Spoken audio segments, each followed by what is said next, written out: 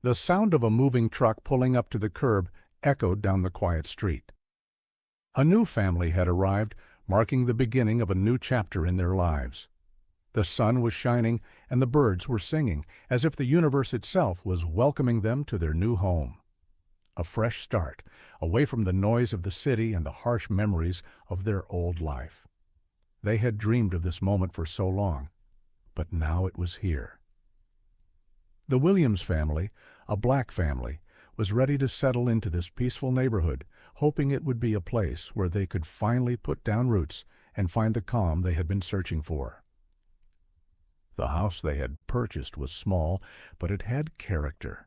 White brick walls, a quaint front porch, and a garden that had the potential to be filled with vibrant flowers and lush greenery. It was exactly what they had imagined when they first started looking for a place to call home. It wasn't a mansion, but it was theirs. The family of four, Dad, Mom, and their two kids, stood in front of the house, smiling at one another, filled with the promise of a bright future. This move wasn't just about a new home. It was about new beginnings. For years, the Williams family had struggled. They had lived in neighborhoods where they weren't welcomed, where racism was an everyday reality.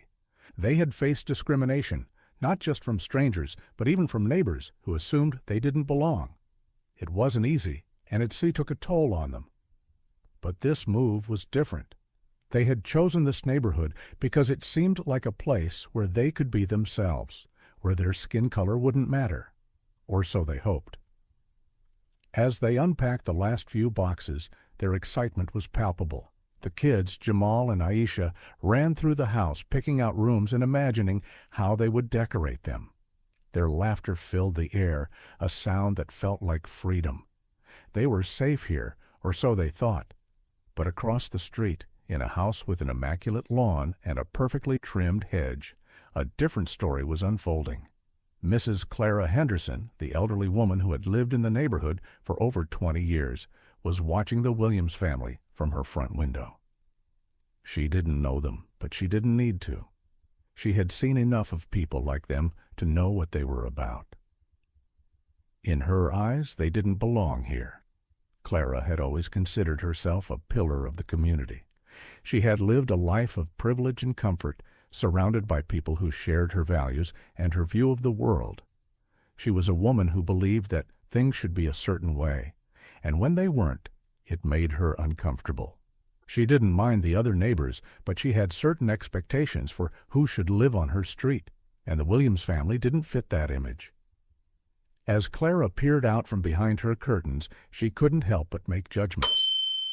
The man was dressed casually, not in a way she would expect someone of his background to be. His wife, a woman with a bright smile, didn't seem to know her place. The children, with their loud voices and carefree laughter, made too much noise for Clara's taste. They were too different from the families she was used to seeing, people who acted proper, people who fit the mold of what a neighborhood should look like. She couldn't help but feel superior, like her way of life was the only right one, and anyone who didn't meet her standards was an outsider. A few moments later, Clara walked out onto her porch, adjusting her cardigan, her eyes still fixed on the new family across the street. She made a mental note to introduce herself, not out of genuine curiosity or kindness, but to make sure they knew who the neighbors were. Maybe she would stop by later to check in. After all, it was the polite thing to do in her eyes. But the more she watched them, the more uneasy she felt. She didn't trust them. There was something about their presence that disturbed her. She couldn't quite put her finger on it, but she didn't need to. In her mind it was clear, people like them had no place here. She turned back inside, determined to keep her distance. After all, she knew what was best for the neighborhood. And the Williams family, well, they were a threat to that vision. In the days that followed, Clara Henderson's unease only deepened. She watched the Williams family with an ever-growing sense of discomfort. At first, it was small things that she tried to ignore. After all, she didn't want to seem petty. But each time she looked out the window, something else seemed off, something she couldn't quite place. It was as if the very presence of the family was stirring up emotions she wasn't used to feeling. The first thing that bothered Clara was the noise. The Williams family, particularly the children, had a way of laughing and playing that filled the air. At first it was the occasional burst of laughter in the yard, a joyful sound that felt out of place in the quiet neighborhood. But then it started happening more frequently. The kids seemed to run through the house at all hours, shouting and calling to each other. There was music playing from their windows sometimes, too, rhythmic beats and unfamiliar tunes that Clara couldn't make sense of. She didn't know much about the music, but it sounded loud and chaotic. Her neighborhood, after all, was for people who valued peace and order, people who appreciated things like quiet evenings on the porch, reading books, and maintaining the lawns to perfection. The noise felt intrusive. Clara shook her head, trying to dismiss the feeling that something was wrong. "Maybe it's just a phase," she muttered to herself. "Maybe they'll settle down." But as the days passed, she couldn't shake the sense that the Williams family was disrupting the peace in her perfect neighborhood. Then it was the visitors. The family seemed to entertain guests almost every weekend. Strangers in cars would pull up and people would spill out laughing and chatting. Clara had always prided herself on knowing everything that went on in the neighborhood, but these people, she didn't know them. Most of them didn't even look like the Williams family. And what business did they have visiting so often?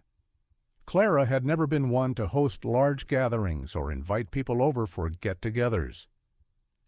In her mind, neighbors were for casual hellos, not loud parties. She watched as the Williams family greeted their guests with warmth and open arms, the kind of hospitality she hadn't seen in years. But to Clara it felt wrong, too familiar, too chaotic. She began to wonder if these visitors were really just friends, or if there was something else going on behind closed doors. Each day the feeling of discomfort grew.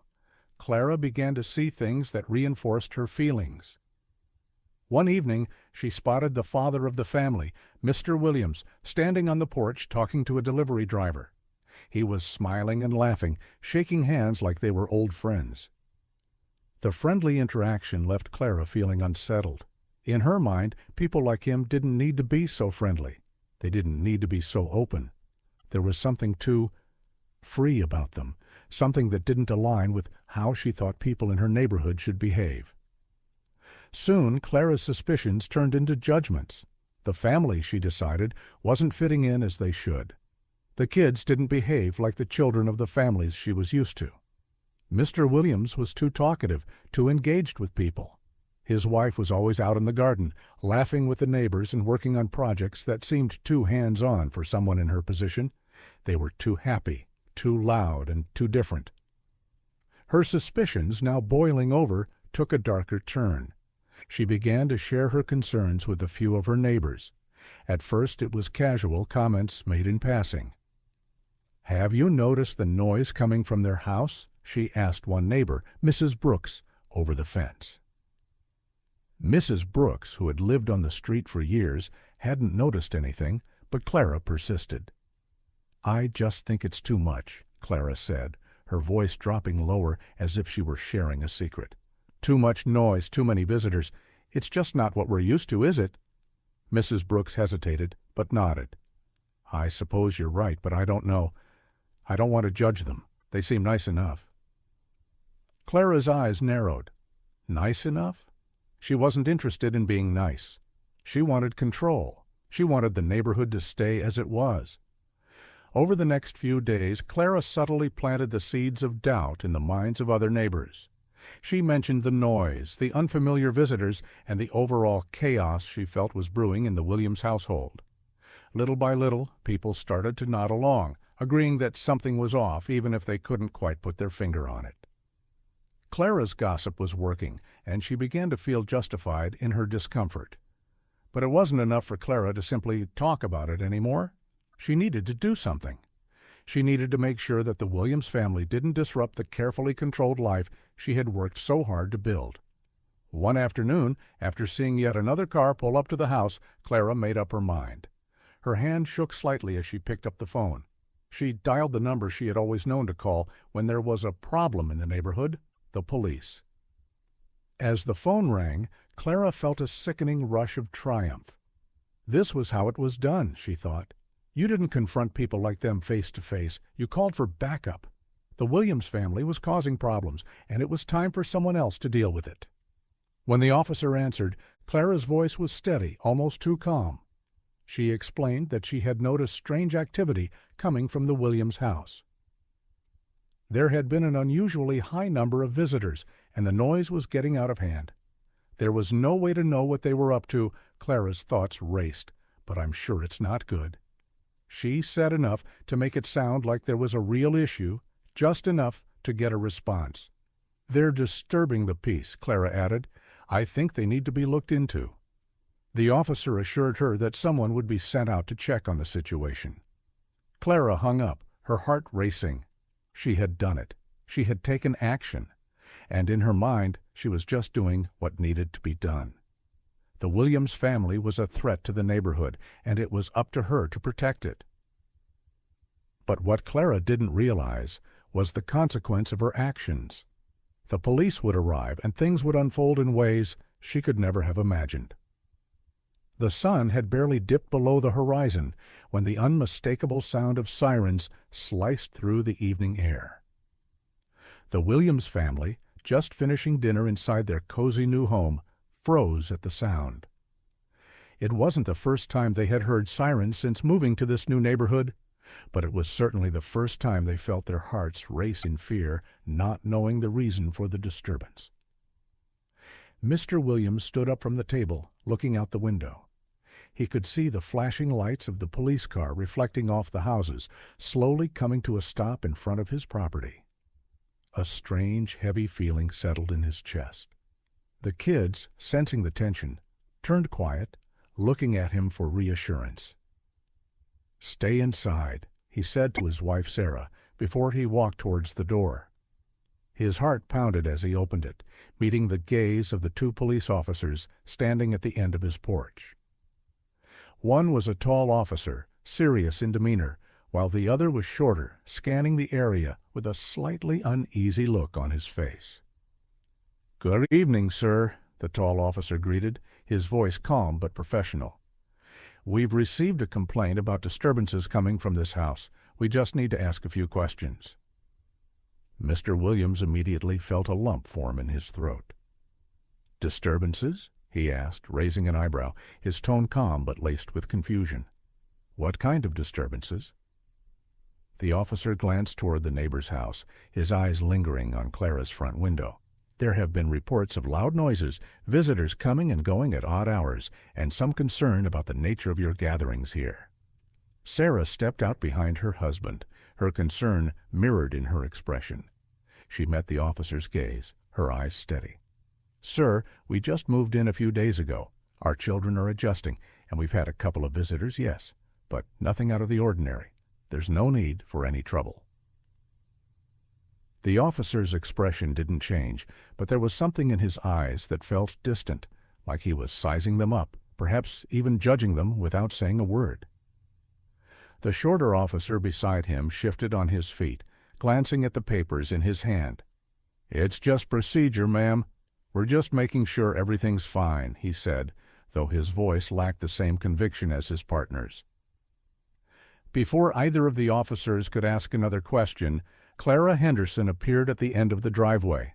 She walked towards them, her heels clicking loudly against the pavement as she approached, her posture rigid and unwavering. "Excuse me, officers," Clara said, her voice sharp and insistent, her eyes not leaving the Williams family. "There is something very wrong going on here. I've been living on this street for over 15 years, and I've never seen anything like this before. They've been causing trouble since the moment they arrived. Loud music, strangers coming in and out at all hours. It's not normal." Mr. Williams glanced at Clara, his jaw tightening. He could feel his wife's hand brushing against his, a silent message of support. But he didn't know how long they could keep their calm in the face of this baseless accusation. "Ma'am, we've already discussed the situation," the officer said, his voice more dismissive than before. "We just need to clear up the confusion." Clara, sensing an opportunity to make her case more convincing, stepped closer to the officers, her tone getting more emphatic. "You don't understand. They're not like the rest of us. They don't belong here. I've seen the way they've been acting. They don't respect the neighborhood. If you don't do something about it, it will only get worse." The officers exchanged a glance, the taller one now showing a hint of uncertainty in his eyes. He turned to the Williams family. "Is there anyone else inside the house? Any other people coming and going that we should be concerned about?" Mr. Williams kept his posture straight, his voice firm but controlled. "We've had a few friends visit. That's all. There's nothing to be concerned about." Clara, standing at the edge of the yard, interjected once again, this time raising her voice. "I've seen them with people who don't even look like they belong in this neighborhood. I'm telling you, something's not right here. You need to act before it's too late." The officer sighed, his gaze drifting toward Clara, and then to the Williams family. "All right," he said reluctantly, his voice carrying a slight edge of skepticism. "Let's just make sure everything is in order here." He turned to the shorter officer. "You stay with the family while I have a word with the neighbor." As the taller officer walked toward Clara, Mr. Williams stood tall and straight, his mind racing. The idea that they were being targeted simply because of their race made his stomach twist in knots. He had hoped, even prayed, that his family would find a welcoming environment here, away from the hostility they had faced in other places. But now it seemed that they had fallen victim to the very same bias that plagued so many others in the world. The shorter officer stepped closer, clipboard in hand. He looked at the Williams family, his eyes flicking nervously from one person to another. His unease was palpable, as though he didn't quite know how to approach the situation. I just want to make sure everything is okay," he muttered. "There's no need to make a scene." "I understand," Mr. Williams replied, his voice tight but controlled.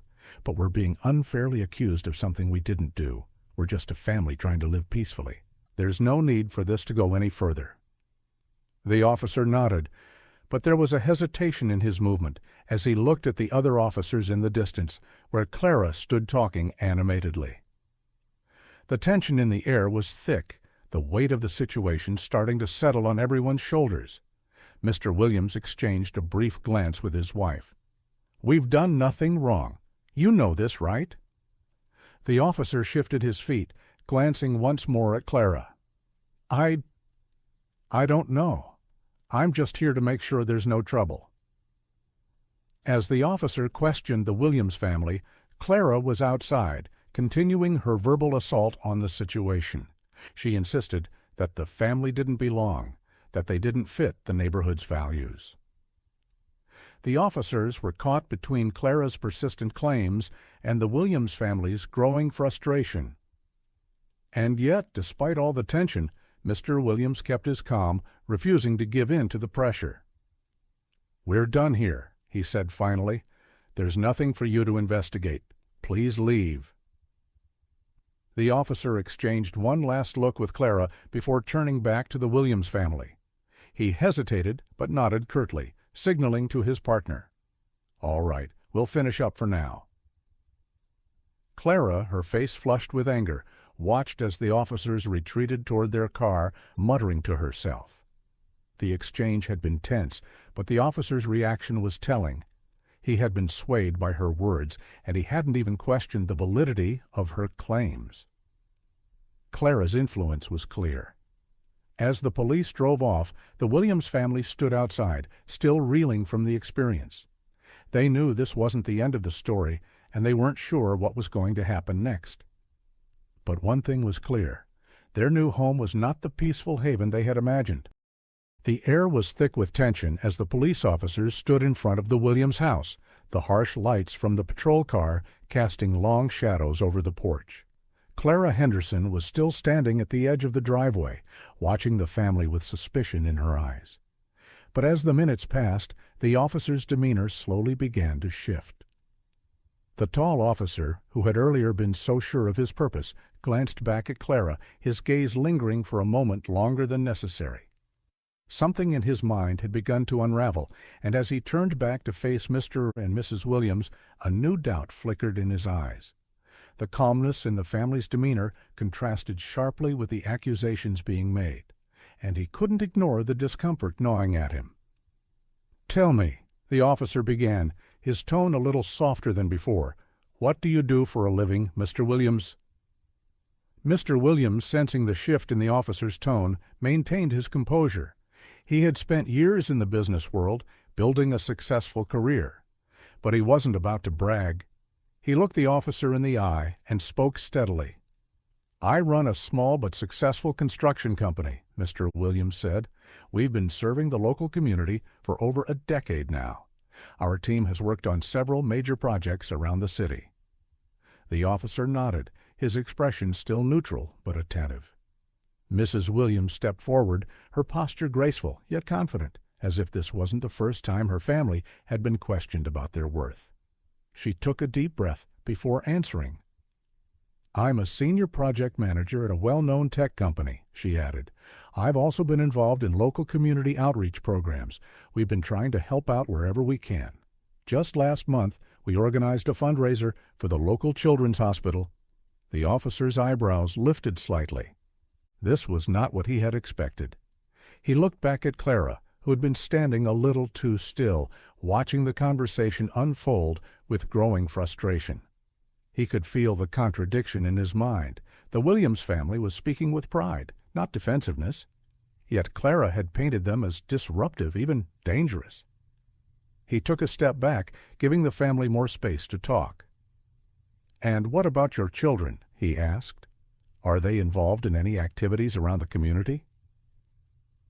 The Williams kids, who had been watching quietly from the window inside, looked up at their parents.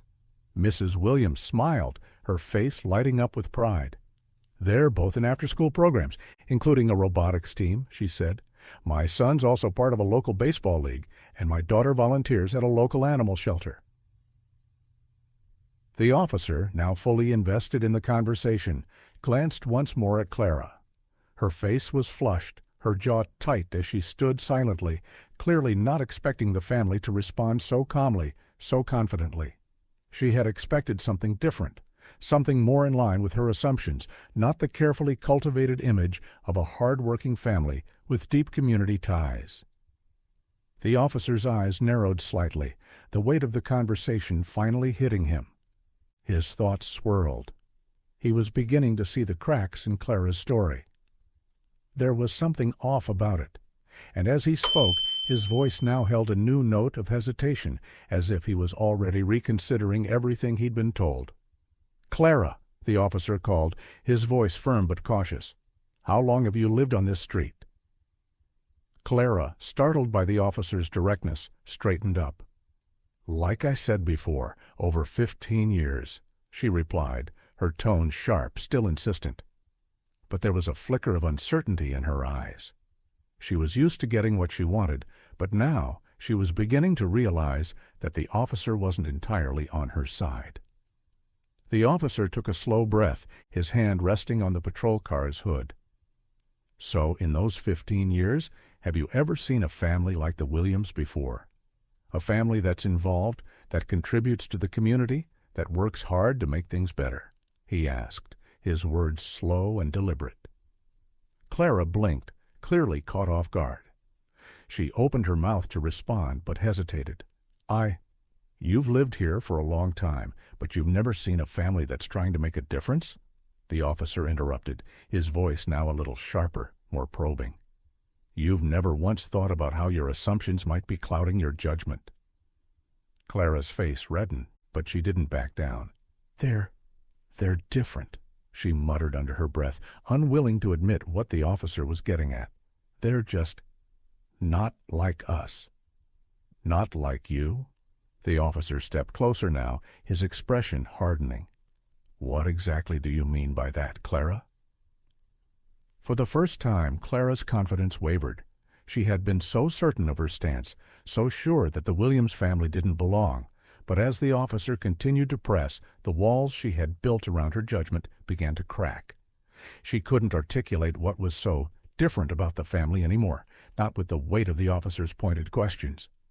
A silence fell between them as Clara struggled to respond.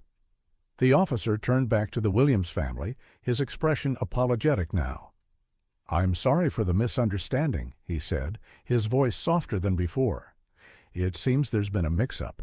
There's no issue here. We'll make sure everything is cleared up." Mr. Williams nodded, but his expression remained cautious. He wasn't about to let go of the hurt that had been caused. "Thank you," he said slowly, his voice measured. "But I'd like to make it clear. This should never have happened. We should never have been treated this way." The officer nodded, now more aware of the deeper implications of the situation. He stepped back and turned to Clara, his words firm but cutting. "Clara, I think you owe these people an apology," he said, his tone final. Clara's face twisted with embarrassment, her eyes narrowing, but she said nothing. She had been caught in her own prejudice, her judgment shattered by the truth that had unfolded before her eyes. The officer's words stung, but she knew deep down that they were justified. Mr. Williams looked at Clara one last time, his gaze calm but unyielding. "We won't forget this," he said quietly, before turning back toward his home. As the officer and his partner walked back to their patrol car, Clara stood there, still in shock, unable to fully grasp what had just happened. The story she had woven, full of suspicion and fear, had crumbled under the weight of the truth. The Williams family, who she had tried to paint as the outsiders, were, in fact, pillars of the community. People who had every right to live in peace, just like anyone else. The harsh lights from the police cruiser dimmed as the officers began to leave the driveway. The momentary silence that followed felt heavy with both relief and lingering tension. Clara Henderson stood at the edge of the street, her gaze fixed on the Williams family as they returned to the safety of their home. The realization of her mistake had hit her hard, and yet she couldn't shake the feeling of embarrassment and regret. The full weight of her actions was beginning to settle in her chest, suffocating her with guilt. She had made assumptions about this family based on nothing but her own prejudices, and now, standing in the wake of her choices, she saw the damage that had been done, the harsh judgment, the phone call to the police. It was all fueled by a misplaced sense of superiority and a blind fear of the unfamiliar. Meanwhile, Officer Thompson and his partner stood by their patrol car, their voices quiet as they discussed the situation. Officer Thompson had been skeptical from the start, but now that the pieces of the puzzle were falling into place, he couldn't help but feel uncomfortable with how the entire situation had unfolded. "Who would have thought," he muttered under his breath, "that a simple call would end like this?" His partner, Officer Daniels, shook his head. "We need to do better, not just with the investigation, but with how we approach these situations." As they talked, Clara stood still in the driveway, her mind racing. She couldn't understand what had happened. The story she had built in her mind, the one where the Williams family didn't belong in this neighborhood, where they were somehow troublemakers, had completely unraveled. She had wanted to be the one in control, the one who judged others, but now it was clear. She had been wrong, deeply wrong. Clara watched as the family moved inside, the door closing behind them with a soft click. The father, Mr. Williams, hadn't even raised his voice. Despite the public humiliation, he had stayed calm, dignified, and collected. That grace was a stark contrast to her own behavior, shouting, accusing, and standing firm in a lie. Officer Thompson had called her out in front of the family. He hadn't been rude, but the sharpness of his words had made it clear that he didn't condone what she had done. It was the truth that had stung the most, his assertion that she owed the family an apology. Clara could feel the weight of that request, the bitter taste of pride crumbling in her mouth. She hadn't even thought to apologize, not until now, not until she realized how horribly she had misjudged them. Back inside the Williams house, the family was quiet. Mrs. Williams had already moved to the kitchen, preparing a simple meal to settle the evening. The children had retreated to their rooms, unsure of what to make of the events that had just transpired. Mr. Williams, though, stood by the window, watching as the police car slowly pulled away, its lights flickering in the distance. He was still processing the situation in his mind, but he wasn't angry, just disappointed. He had faced this kind of discrimination before, but this time it stung more. It was different when it came from a stranger in a store or a passerby on the street. But to be accused by a neighbor, someone who was supposed to be part of the same community, that felt like a betrayal. But despite it all, Mr. Williams knew that anger wouldn't help. Responding with hostility would only feed the cycle of negativity. It was in his nature to stay calm, to lead with dignity. So he stood by the window, breathing deeply, allowing the moment to pass before turning to join his family. Meanwhile, Clara remained outside, her thoughts a whirlwind. She replayed the conversation over and over in her mind, each moment intensifying her regret. How had she allowed her bias to blind her to the truth? The Williams family was nothing like what she had assumed. Far from being disruptive or dangerous, they were deeply involved in the community. They had made a life here, contributing positively to the neighborhood and beyond. Yet she had chosen to see them as other, as something to be feared. Her chest tightened as she thought about how she had treated them, how she had accused them without evidence, based purely on her own narrow-minded view of the world. She could still hear the officer's words echoing in her ears. "I think you owe these people an apology." But Clara was no stranger to pride, and admitting she was wrong wasn't easy. Even now, standing alone in her driveway, she could feel the weight of her hesitation. What would it take to undo the damage she had caused? How could she fix something that felt so deeply ingrained in her? It wasn't until she saw the officer return, his footsteps deliberate and firm, that Clara finally snapped out of her thoughts. She looked up, and for the first time the officer's face was softened with a kind of reluctant understanding. "Clara," he said gently, his voice not accusatory but empathetic, "I think you owe the Williams family a lot more than just an apology. I think you need to do some real thinking about your actions." Clara stood motionless for a moment, staring at the officer. His words stung, but in a way they also opened her eyes. He was right. It wasn't enough to simply apologize. She needed to understand the full weight of what she had done. She had to confront her own biases, face her own shortcomings, and recognize how her actions had hurt the people around her. I know," she finally managed, her voice soft but filled with remorse. "I was wrong. I should never have called the police. I should have gotten to know them first." The officer nodded, his eyes sympathetic but firm. "It's good that you can see that. But words are just words. You need to show them, Clara. You need to prove that you understand, that you can change." Clara felt a lump form in her throat as the weight of his words sank in. It wasn't going to be easy, but she knew he was right. It wasn't enough to apologize and walk away. She had to change, to rebuild the trust she had shattered. But where would she begin? Back at the Williams house, the family was already moving on. They had experienced so much over the past few hours, but they weren't going to let it define them.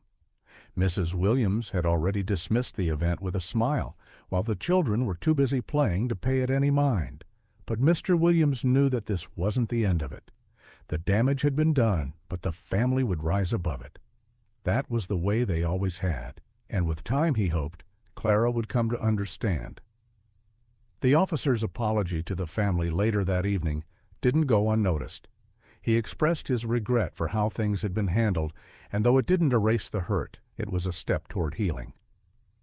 But the real moment of redemption came when Clara herself, later that week, showed up at the Williams' door. With a nervous breath, she knocked, and when Mr. Williams answered, she made a humble, heartfelt apology, one that wasn't just about words, but about the recognition of her fault. It was clear she had come to realize that racism wasn't something she could simply shrug off. She had to confront it head-on, not just in others, but in herself as well.